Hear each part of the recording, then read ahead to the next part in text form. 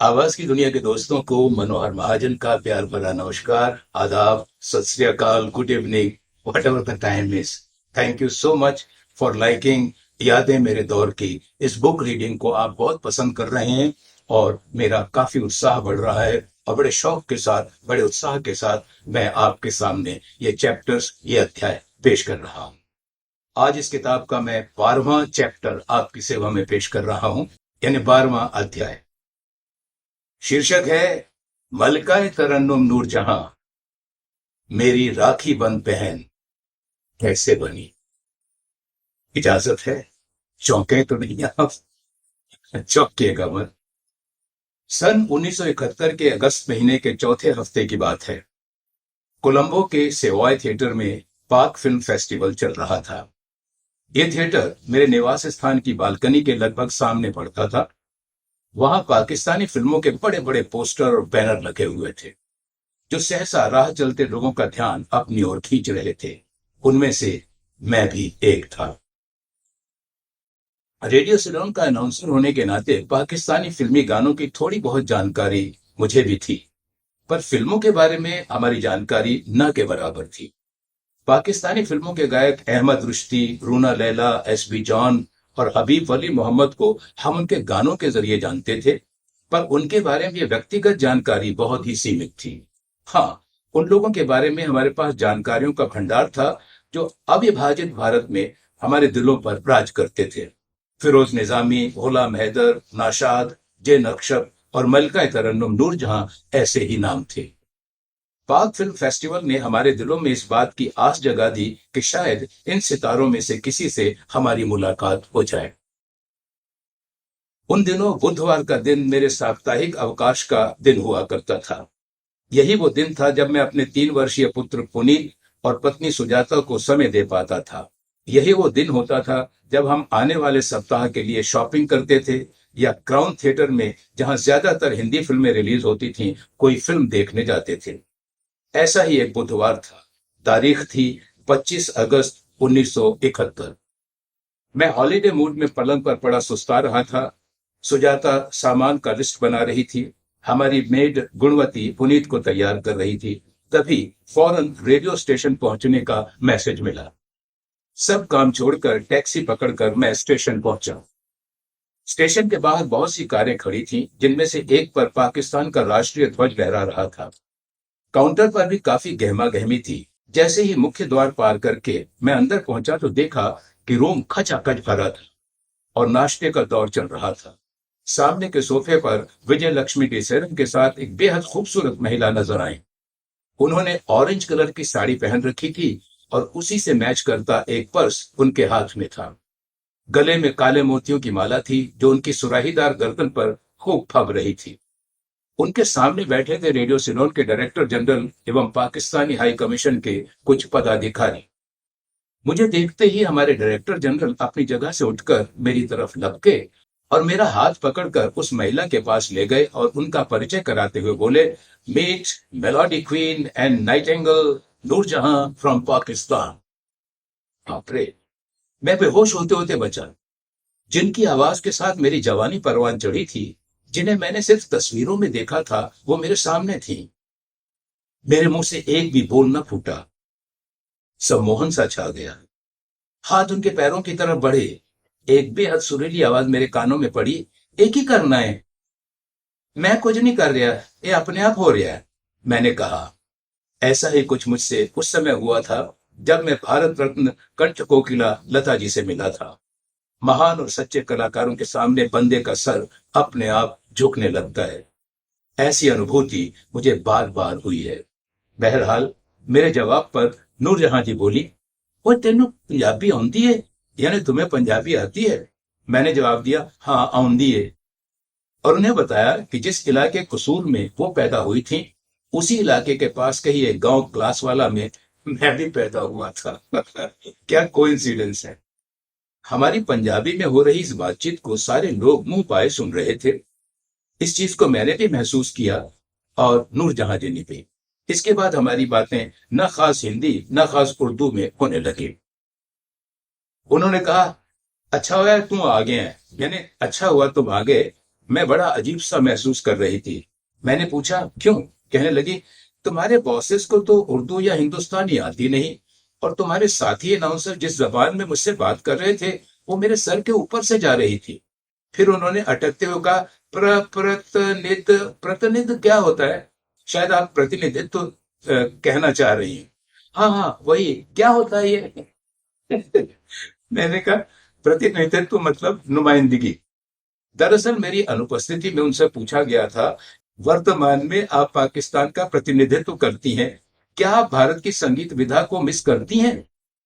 और ऐसी जबान को वो हजम नहीं कर पा रहे थे। इसी बीच अपनी ड्यूटी खत्म कर हमारी दूसरी साथी इंदिरा हीरानंद भी आ गई। परिचय के आदान प्रदान के दौरान नूरजहां जी के काफी करीब आ चुका था मैं। वो हर चीज के लिए मुझसे ही मुखातिब हो रही। चाय नाश्ते और लंबी चौड़ी बातचीत के बाद हम स्टूडियो में पहुंचे, जहां हमें नूरजहां जी का इंटरव्यू करना था। एक चौकोर टेबल के इर्द गिर्द हम बैठ गए। माइक के ठीक सामने मैं और नूरजहां जी बैठे।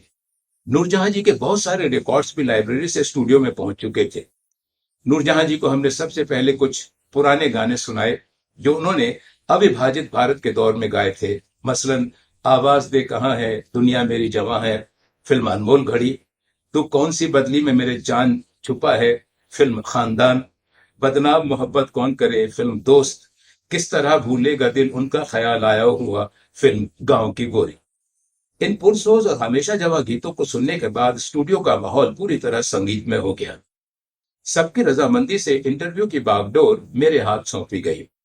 मैंने उनका स्वागत करते हुए इंटरव्यू शुरू किया। हिंदुस्तान को आप कितना मिस करती हैं? बहुत ज्यादा। मैंने अपनी जिंदगी के बेहतरीन साल, बेहतरीन गाने वहीं गुजारे और गाए हैं। फिर मैंने पूछा, कौन से फनकार हैं जो आपको बहुत याद आते हैं? नौशाद साहब, यूसुफ साहब यानी दिलीप कुमार, और लता जी। लोग कहते हैं अगर आप पाकिस्तान न गई होती तो लता मंगेशकर इतनी बुलंदियों को न छू पाती। ऐसा नहीं है, खुदावन ताला ने हर एक का मुकाम पहले ही तय कर रखा है। लता जी बहुत ही ज़हीन गुणी फनकारा हैं।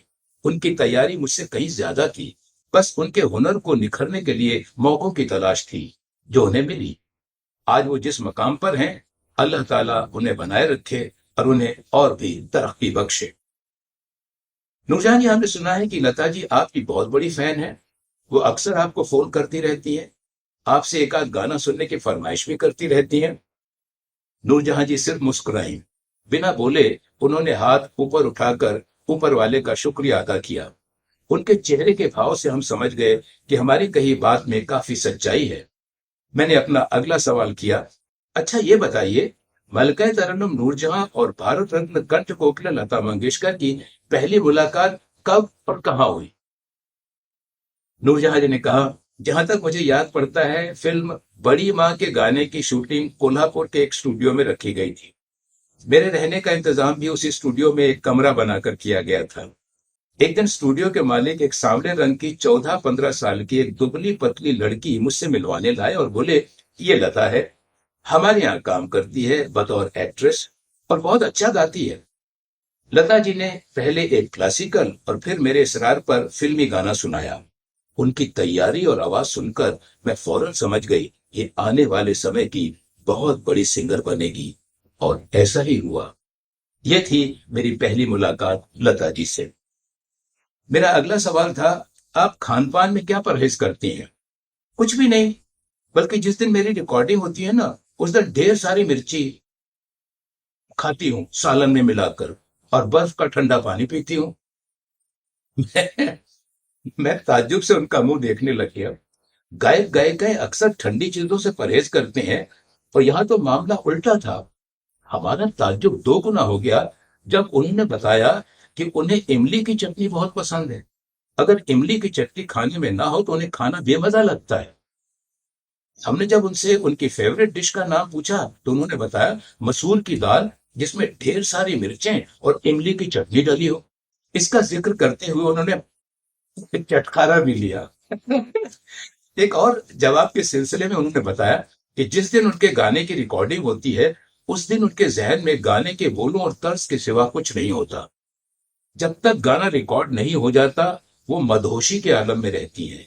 एक और खास बात, इंटरव्यू के दौरान वे जब भी किसी सवाल का जवाब देती, अपने हाथों का मूवमेंट बहुत करती थी, यूं करके। ये शायद उनकी आदत थी, पर उनकी इस आदत से मेरे रिकॉर्डिस्ट को बहुत परेशानी हो रही थी। वजह थी नूरजहां जी के ढेर सारे सोने के बैंगल्स जो उन्होंने पहन रखे थे। वे जब जवाब देती तो उनकी आवाज के साथ वो बैंगल छन छन आवाज भी करते और रिकॉर्ड होती जाती वो आवाज। रिकॉर्डिस्ट कई बार मेरा ध्यान इस ओर खींच चुका था, पर इंटरव्यू के दौरान नूरजहां जी का ध्यान इस ओर करना बदतमीजी होती, इसलिए मैंने इसे एक प्रश्न में ढाल दिया।